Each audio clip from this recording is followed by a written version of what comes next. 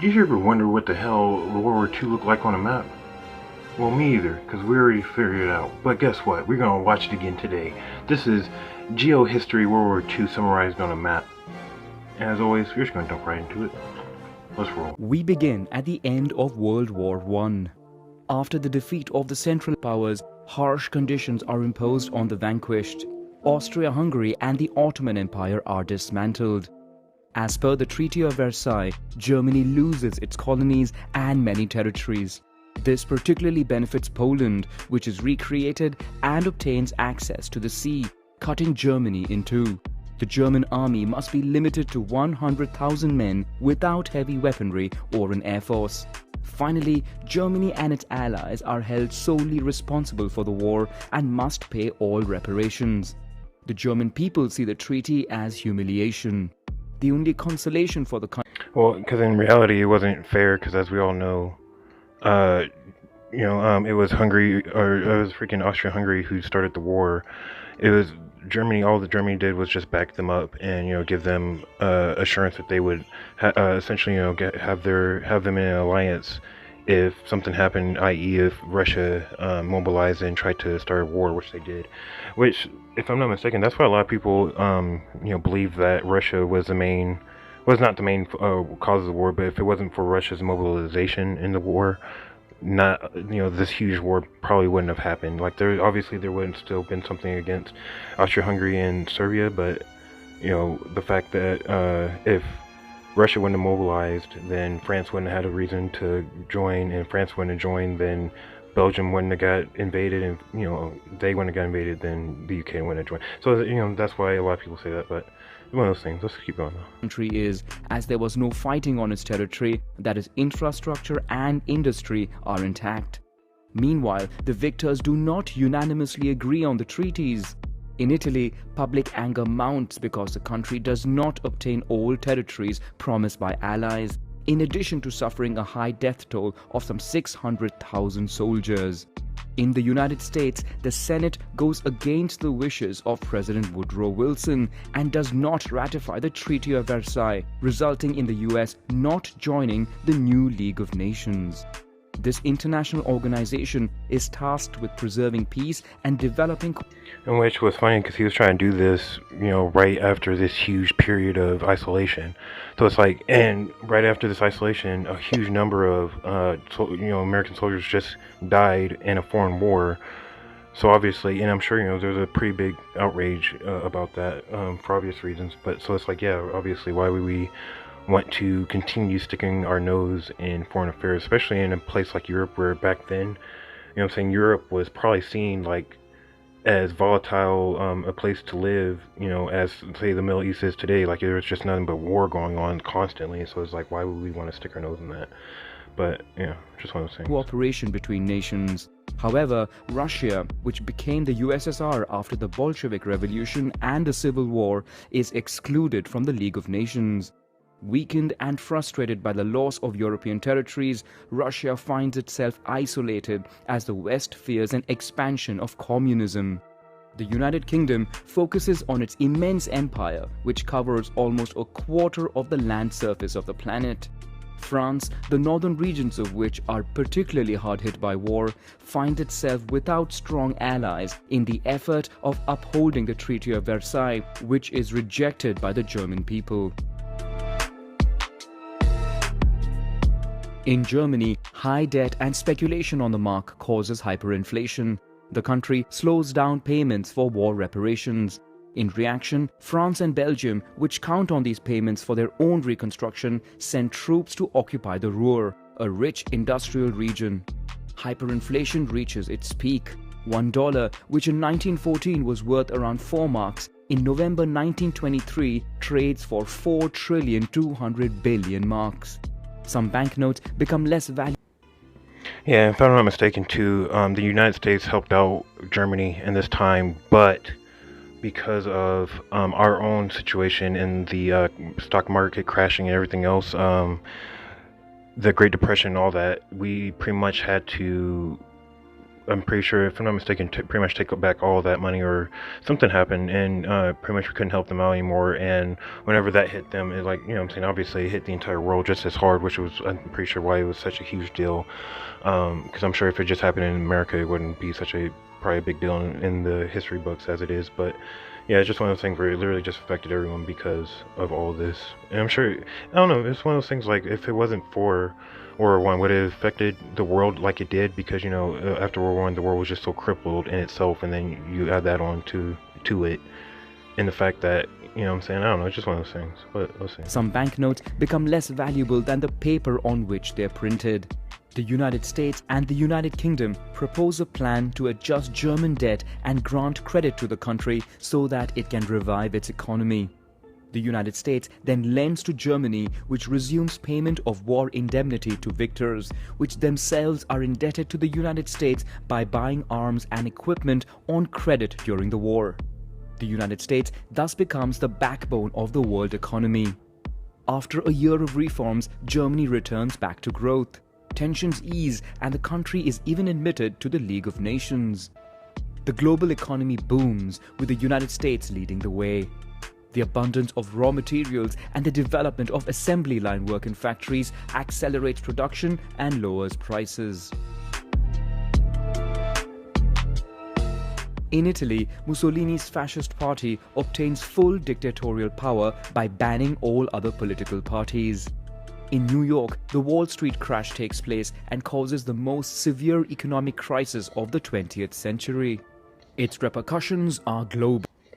Yeah, and unfortunately, because of all these, I mean, gosh damn, in the early 1900s, Europe and really, really all around the world, there's just so many weak governments that are in control that just can't, you know what I'm saying, they can't, after this huge world encompassing war, there's just so many weak governments that take control, or that are left over in the remnants of these wars, that, you know, all these either revolutions start happening all around the world with, you know what I'm saying, you got China with their revolution that's happening, or their civil war that's happening around this time. You have freaking Italy with their revolution that's just happened, the Mussolini marching on Rome.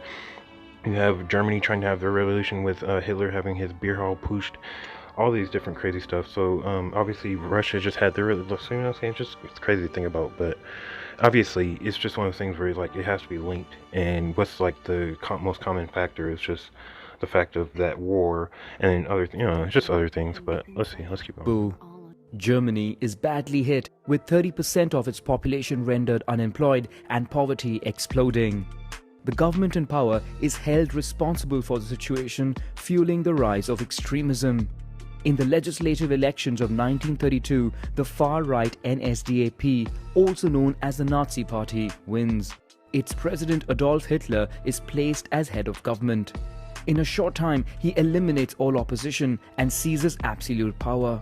The Weimar Republic is replaced by the Third Reich. Hitler's ambition is to unite the German peoples, who he considers superior, into a great nation.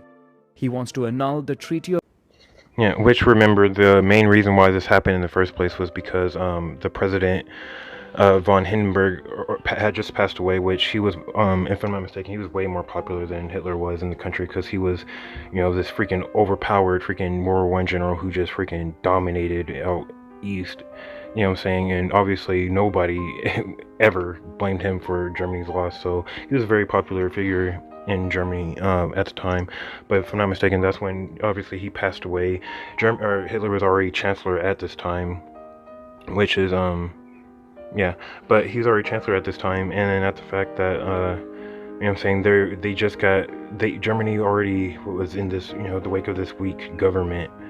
And if I'm not mistaken, a lot of Germans at this time, just like a lot of people around the world, they were kind of probably tired of you know, the type of, you know, let's vote somebody in type of government, you know what I'm saying, democracy type of government. They just want somebody to take charge and show them the way. And that's why I'm pretty sure Hitler was embraced as much as he was, along with their, you know, other factors. But yeah, just one of those things. Versailles and annihilate Jews and Marxists. The country leaves the League of Nations, stops war reparation payments, and reinstates compulsory military service. In reaction, France and the United Kingdom muster weak protest. Hitler sees this as an opportunity to massively revive German military industry. In 1935, Italy launches a policy of colonial expansion. Its armies enter Abyssinia, an independent country and member of the League of Nations. Despite occupying its capital, Italian forces face continued resistance, and the exiled emperor of Abyssinia would never sign an armistice. In Spain, a civil war pits. Yeah, so always remember, unlike Libya, Italy never really owned Abyssinia or Ethiopia or whatever you want to call it. They just occupied it, you know what I'm saying? So if anything, you know what I'm saying, it's just one of those things where you can't really ever say that they, owned it. They literally just occupied it, and that was it. So it's just one of those things. Would never sign an armistice. In Spain, a civil war pits Republicans against the nationalists of General Francisco Franco, who has the military support of Italy and Germany. The two countries take the opportunity to seek a rapprochement and become allies by forming the Rome-Berlin Axis.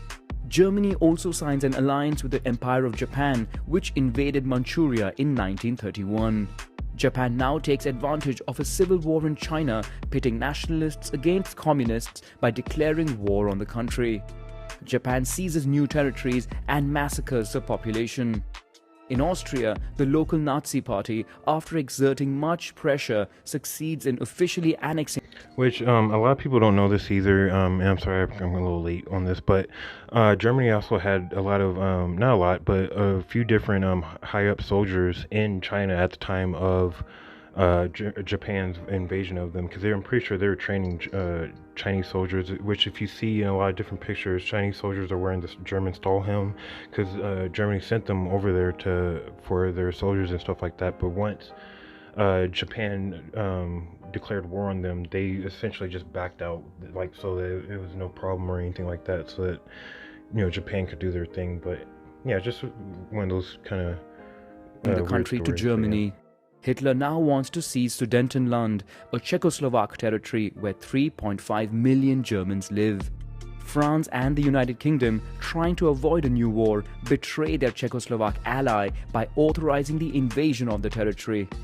6 months later, however, Germany violates the agreement and invades the entire country. Slovakia becomes a German satellite state. Hungary, which lost 2/3 of its territory after World War I, allies with Germany. Hitler now eyes the Polish corridor. An ultimatum is issued to Poland, which rejects it. France and the United Kingdom then announced they would support Poland in case of a German invasion. Meanwhile, Italy invades Albania, while in Asia, a border incident between Manchukuo, dominated by Japan, and Mongolia, a Soviet ally, is followed by a battle between Japanese and Soviet armies. Despite its alliance with Japan, Germany does not intervene as the country is preparing to invade Poland. Germany even signs a non-aggression pact with the USSR. A secret protocol delimits the spheres of influence of the two powers in Poland and in Eastern Europe. After its defeat, Japan abandons its westward expansion and instead focuses attention to the south.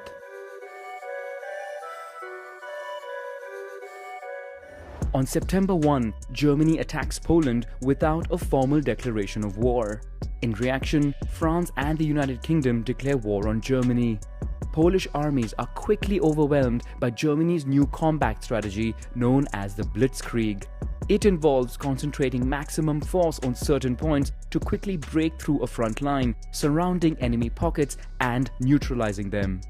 Despite German forces being concentrated in the east, Allies do not take advantage and remain stationed at the borders, instead preparing for attrition warfare as it did during World War I. The Soviet Union, in accordance with the Molotov-Ribbentrop Pact, invades eastern Poland. The two powers prevail and occupy the country.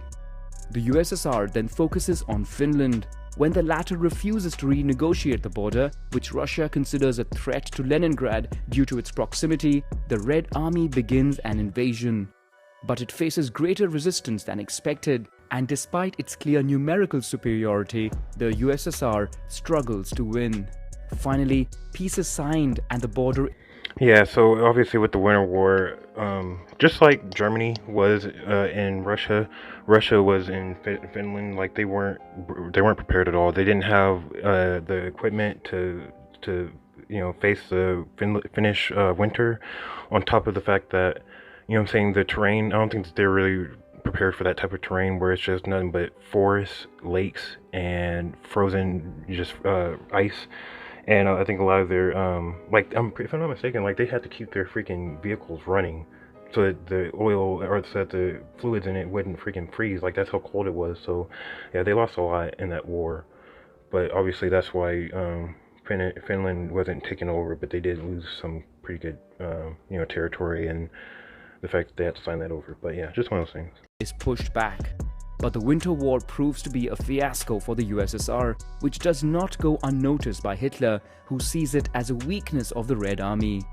In the West, the Allies. Yeah, and not to mention, just a little bit before this, obviously Stalin just freaking purged his entire freaking army of some of his best officers. So that's another huge reason. Like, if I'm not mistaken, he only had like 2-3 good officers in this entire war. So he just, he purged the crap out of all of them. Allies threaten an important iron supply route which passes through Norway and supplies 50% of German industry. In reaction, Germany invades Denmark and Norway. Maintaining its momentum, the Reich launches an invasion of Benelux.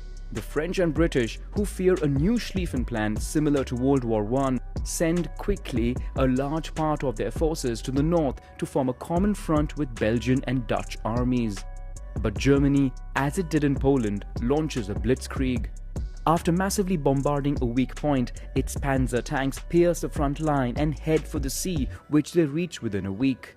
1.5. On top of this, also, they, unlike World War One, when in the lowlands, if I'm not mistaken, they also sent a huge influx of refugees towards the Allies, which considerably slowed them down, so that they were able to encircle them a lot easier than if they didn't do that. If I'm not Million mistaken. Allied soldiers are surrounded. In a few days, more than 330,000 British and French troops are evacuated via the port of Dunkirk, which is taken over on June 4. German armies then charge Paris. Italy takes advantage to declare war on France, opening a new front in the south. The new head of the French government, Marshal Pétain, is forced to ask for an armistice. But General Charles de Gaulle, exiled in London, calls on the French to continue the fight. After signing the armistice, Pétain's government moves to Vichy, with the southeast and French colonies remaining under his control. Germany occupies the north and the Atlantic coast. They begin to capture and destroy French ships. In the east, the USSR, still in alignment with the Molotov-Ribbentrop Pact, seizes Baltic countries and Bessarabia without any battles. Hitler now wants to invade Britain, but the island is too well defended by the Royal Navy, so aerial attacks are launched. The British RAF and the German Luftwaffe regularly clash, causing heavy losses on both sides. But the British fleet regenerates faster than Germany's, forcing it to review its strategy. British Air Force installations then become the target of bombardment. On the night of August 24, a German plane misses its intended target and bombards a district of London. In retaliation, Britain bombs Berlin the following day.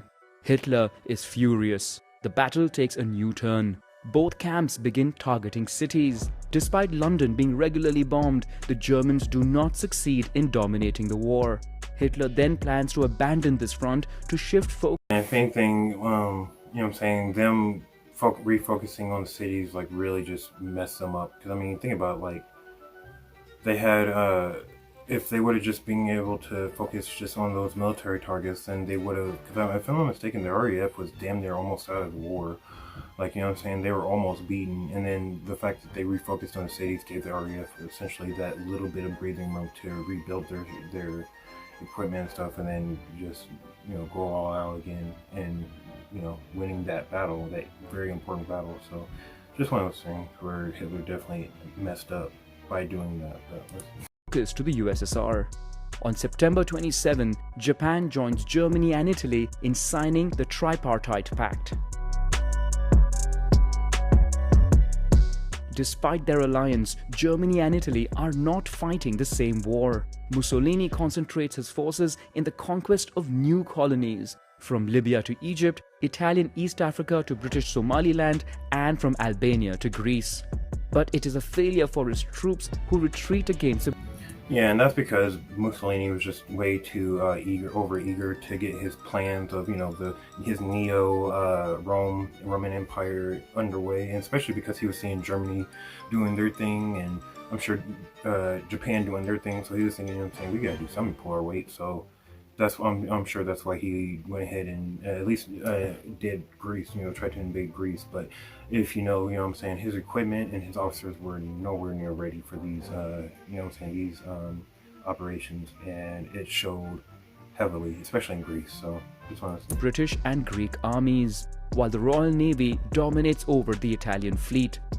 Germany is forced to intervene to prevent the Mediterranean basin from falling entirely into British hands. Another aim is protecting Romanian oil, which is vital for Germany. A German army is sent to Libya, while another heads for the Balkans. After Hungary, Romania and Slovakia, it is now Bulgaria's turn to join the Axis. Yugoslavia and Greece are then invaded within a few weeks. On June 22, Germany and its allies launch a surprise military invasion, the largest in history, against the USSR, which passes de facto into the Allied camp. Finland takes the opportunity to join the offensive and try to recover its lost territories. On paper, nothing can stop the Wehrmacht, which is by far the best army in the world. Blitzkriegs are launched on a large scale, allowing the capture of some 3 million soldiers who would be tortured and starved in camps. While behind the front lines, German mobile militias are tasked with massacring Jews and Bolsheviks. To support the USSR, allies open a supply.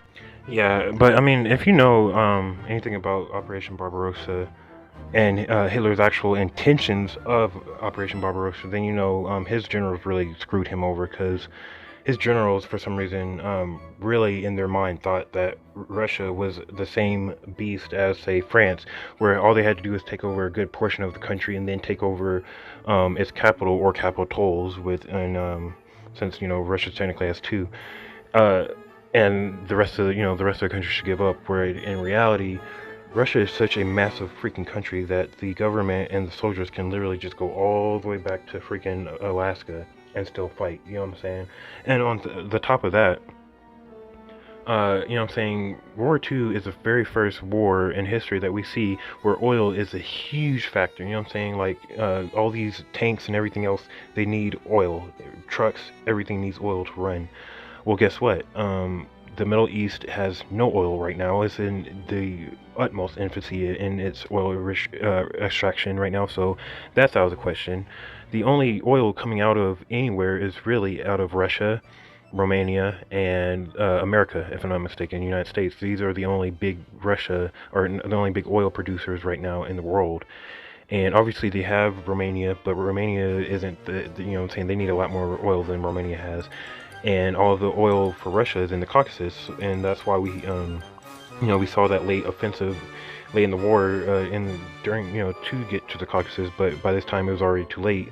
And if I'm not mistaken, by that time, that's when Hitler actually realized what the hell was going on his Eastern Front, and realized that his original plan was not being executed.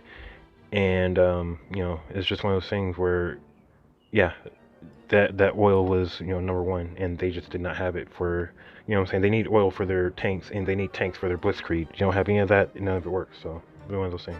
Route via the Caucasus, but the route seems threatened by the Shah of Iran, who shows sympathies towards Germany.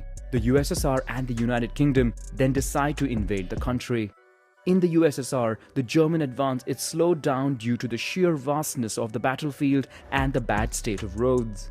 In addition, the Germans underestimated the Red Army, which despite heavy losses regenerates quickly with the arrival of new troops from the east, where a non-aggression treaty was signed.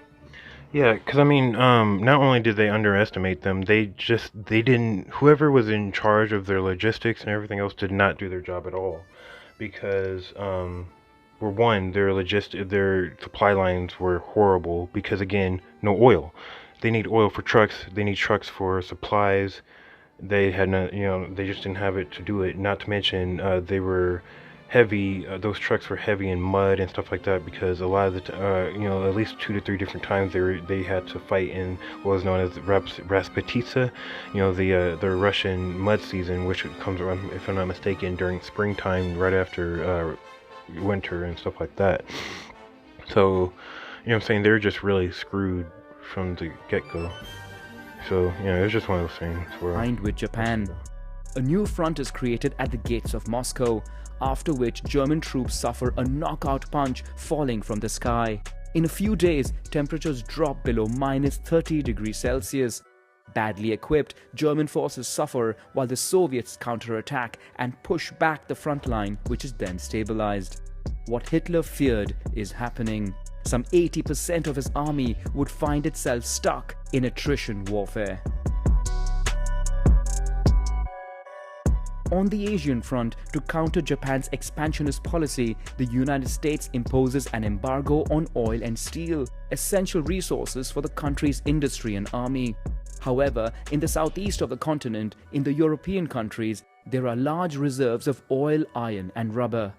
With European powers preoccupied with war on the old continent, Japan thinks it can quickly seize these lands. The only threat in the region... Yeah, and it almost makes you wonder, like, if these countries weren't colonized, would Japan had been so ruthless to them? You know what I'm saying? Because, like, you see a country like Siam on the map right there, in white, and how they weren't really messed with. They were demanded to join them, but they weren't, like, I don't think like the atrocities happened in their country like it happened everywhere else. You know what I'm saying? Just one of those things where you just kind of notice. But is the United States, and mainly its powerful Pacific Fleet stationed at Pearl Harbor. Japan decides to strike hard and by surprise in order to delay as much as possible any military intervention by the United States. On December 7, without a declaration of war, the Japanese Air Force bombs the military port of Pearl Harbor. The offensive is successful, although damage is limited. The United States, which already supplies the United Kingdom, the USSR, and China with arms, joins the Allies. But they would need a few months to repair their fleet, accelerate their arms race, and enter the Pacific. Japan takes advantage of this delay to successfully begin its conquest of Southeast Asia. And obviously around this time too, President Roosevelt would also enact that one order. I can't remember which order number it was, but pretty much it was the order that pretty much made all Japanese Americans go into internment camps and stuff like that because they couldn't be trusted as spies and stuff like that. But obviously, this was one of the most controversial acts, in during wartime in American history. Not only because it was super, hypocritical, because obviously they were not only at war with Japan, but they were also at war with Germany and Italy and all these other things. And if I'm not mistaken, that was also brought up to put, German Americans and Italian Americans and all these other people in internment camps as well. But obviously, with the amount of German American immigrants and stuff like that, especially in Congress and stuff like that, that was quickly shut down. So that way, it was that among just the pure barbarianism of it. You know what I'm saying? Like, I thought, civilized civilization. That's not civilized. So, among other things, that was one of those things. But if I'm not mistaken, though, they got reparations for that in the 1980s, like 1984, 1985, and stuff like that. So, just one of those things. Civilians are largely targeted throughout the war. Japan massacres populations in conquered countries. In Europe, Nazi concentration camps, initially intended to lock up political opponents, become killing factories. Jews, gypsies, Jehovah's Witnesses, homosexuals, and people with disabilities are exterminated there. In occupied territory... Yeah, and unfortunately, this is another... Excuse me. Unfortunately, this is just another one of those things where, it really was not meant to happen, but because of the war, it happened. Because if I'm not mistaken, Germany's first solution to this was to send all these different people to Madagascar and let them pretty much fend for themselves down there, which would have been pretty messed up, and a lot of people would have definitely lost their lives in that in any case. But obviously, who knows, maybe not as many as actually did pass away. But if I'm not mistaken, that was all shut down because of obviously the war and the fact that the UK pretty much ruled the seas. So that was done. They couldn't do that anymore. So their next best option was essentially to do this, and this was, if I'm not mistaken, like Himmler and some other people's idea. Because if I'm not mistaken, like this wasn't Hitler's idea. Like Hitler wasn't, like, he was super racist. Don't get me wrong, but compared to his generals, his top generals, like he wasn't that, like he was not as racist as them. It was pretty kind of crazy to see how they operated, but it was pretty much their idea to do this, and then he just signed off on it and went along with it. But yeah, just crazy to think about. As well as in Germany, pockets of resistance organize. In Western Europe, resistance is mainly non-violent, manifesting via strikes, refusal to collaborate, propaganda, sabotage, and intelligence. In the East, mainly in Poland, Yugoslavia, Greece, and in the occupied Soviet territories, militias launch guerrilla warfare against the invaders. In the Atlantic Ocean, German submarines, called U-boats, attempt to blockade Britain by sinking commercial ships that supply the island. The United States, for its part, secretly Yeah, and winning the Battle of the Atlantic was super pivotal if you really think about it, because without winning and getting an upper hand in that battle, not only would the United States not be able to get supplies over to the UK and stuff like that, but eventually we wouldn't even be able to send troops over there, because obviously they would just die out in the sea. So it was very pivotal to being able to win that battle and crack the Enigma code and all that stuff. Gosh damn, I can't talk, but yeah. Embarks on research to develop atomic weapons. In addition, the country now gets ready to engage in the Pacific. In 2 months, 2 decisive battles put an end to Japanese expansion. On the Eastern Front, Hitler launches a new offensive, this time focused only towards the south, targeting the important oil reserves of the Caucasus and cutting off the Allied supply route. Axis troops quickly reach the gates of Stalingrad, but the industrial city is fiercely defended by the Soviets.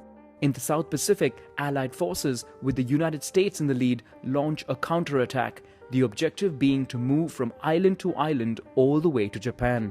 In addition, the United States uses submarines to sink ships that transport resources to Japan. In Egypt, British troops win a decisive battle that definitively pushes Italo-German forces out of the country, while in the West, an Allied landing allows the rapid capture of French colonies. In retaliation, the Germans and Italians invade Vichy France. In the USSR, as the 6th German Army managed to seize with great difficulty 90% of Stalingrad, a Soviet counterattack takes place outside the city. They drive out Romanian troops who form the rear flanks and surround the 300,000 German soldiers in the city. After 2 months of resistance, they are forced to surrender.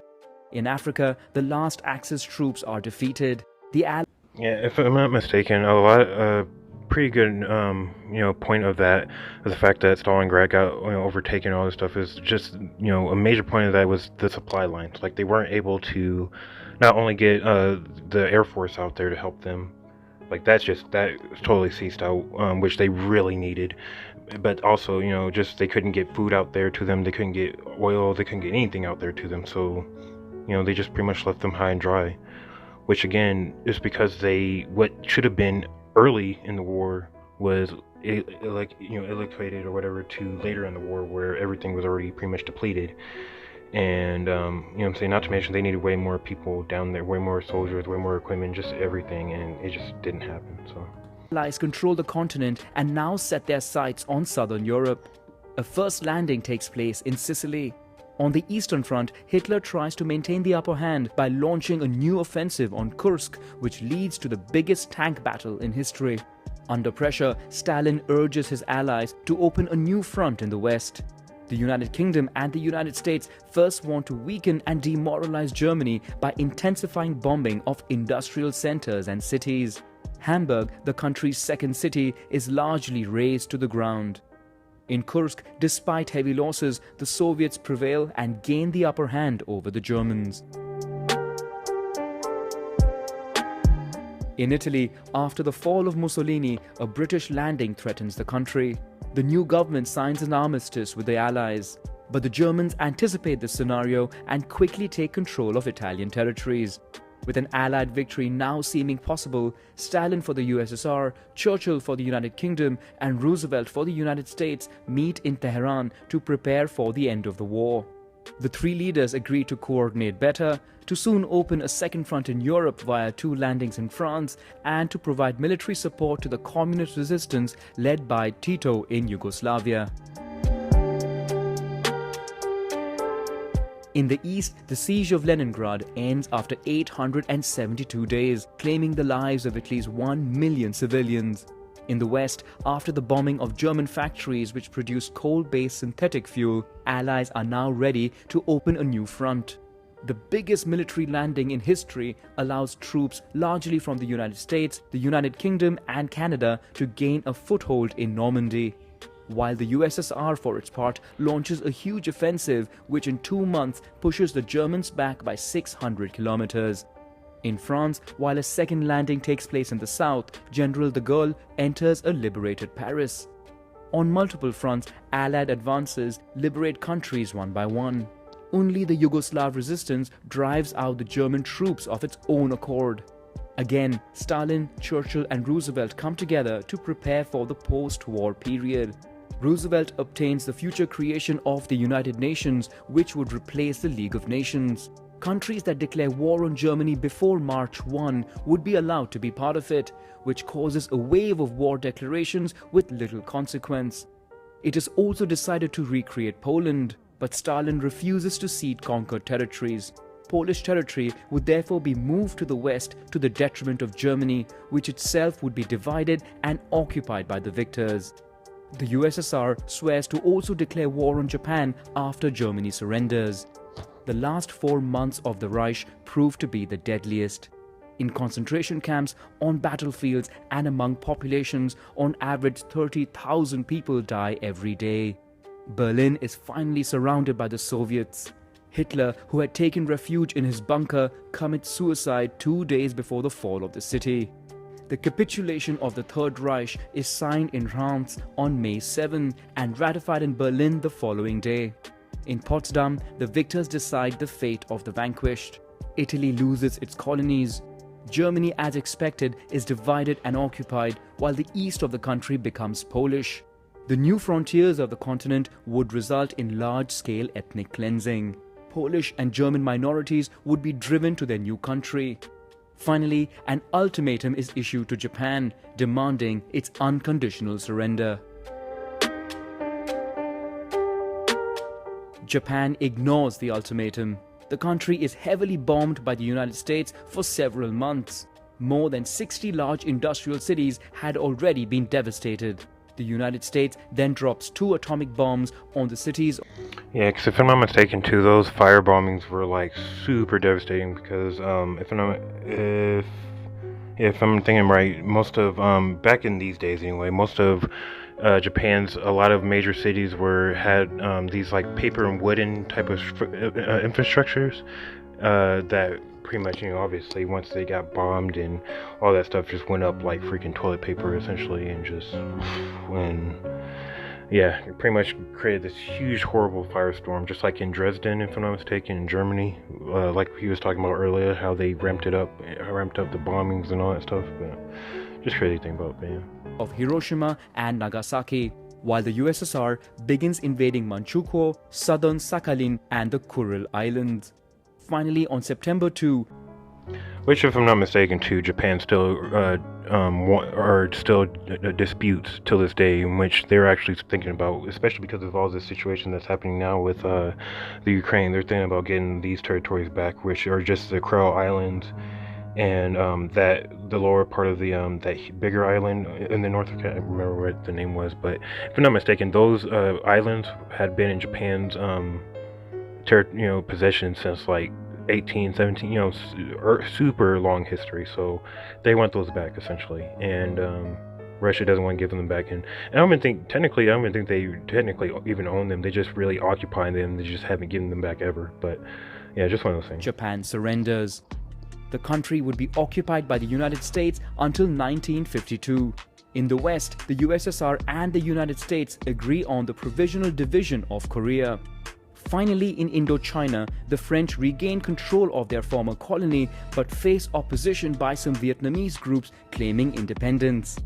Colonial empires worldwide are weakened as independent movements gain momentum, provoked by the heavy involvement in war and high death tolls.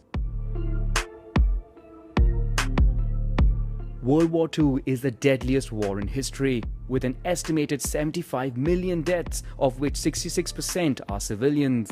The Soviet Union and China are by far the most affected, while in China, civil war resumes between communists and nationalists. In Europe, almost 3 million tons of bombs were used, devastating the continent. Many cities are destroyed, mainly in Germany. The continent finds itself divided, with the East under Soviet influence and the West under US influence. For the first time, Germany and France would come together to revive the economy and preserve peace by creating the European Coal and Steel Community, the predecessor of the European Union. At the international level, the United Nations is created and tasked with preserving peace. Other international organizations such as NATO, the IMF and the World Bank are also created. From an energy point of view, the great powers begin a nuclear race and scramble to control global oil resources. Rivalry accelerates between the USSR and the United States. The two superpowers would embark upon a Cold War. Alright, yes sir. Alright guys, so that was actually a pretty good introduction to geohistory. Yeah, so really good stuff. So honestly, I can't wait to get into, because I've heard he has some really good discovery videos, like, you know, Magellan and all of them, his voyage and all that, so I definitely want to get into those. But yeah, definitely a pretty good summary of World War II, I'll definitely say. Yeah, just one of those things. But if you guys like the video, don't forget to like, comment, subscribe. See you. Peace out to Winston. I'll see you guys when I see you. I'm out.